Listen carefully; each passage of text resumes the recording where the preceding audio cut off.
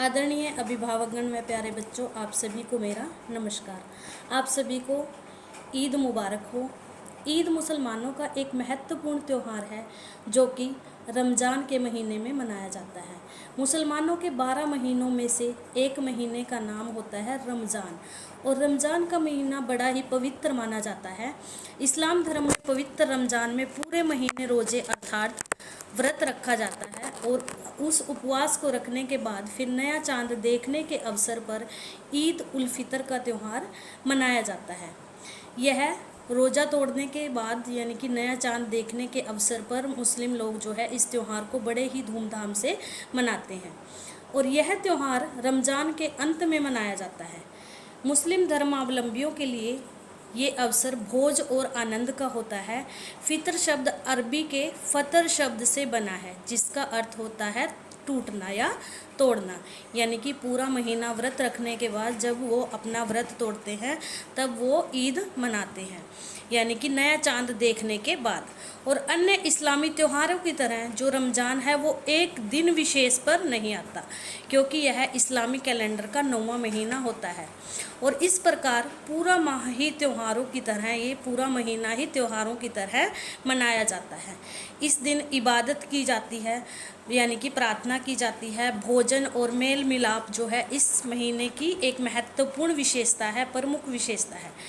नमाज से पहले सभी अनुयायी कुरान में लिखे अनुसार, यानी कि कुरान में लिखा हुआ है कि नमाज से पहले मुस्लिम जो है गरीबों को अनाज की नियत मात्रा दान करके एक रस्म निभाएंगे, और फिर उसको क्या कहा जाता है, जो वो रस्म होती है उसको फितर कहा जाता है। ठीक है। और फितर शब्द धर्मार्थ उपहार है, यानी कि धर्म के अनुसार, यानी कि कुरान में ये लिखा गया है और उसके अनुसार जो दान दिया जाता है उसको फितर कहा जाता है। और ये जो है रोज़ा तोड़ने के उपलब्ध में भी मनाया जाता है। इसके बाद इमाम द्वारा ईद की विशेष इबादत की जाती है और 2 वक्त नमाज अदा कराई जाती है।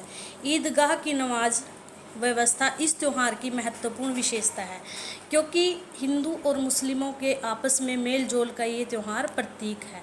यानी कि हमारे मध्यकालीन युग में क्या हुआ था, मध्यकालीन युग में हिंदू अपनी विचारधारा से प्रभावित थे और मुस्लिम अपनी विचारधारा से प्रभावित थे।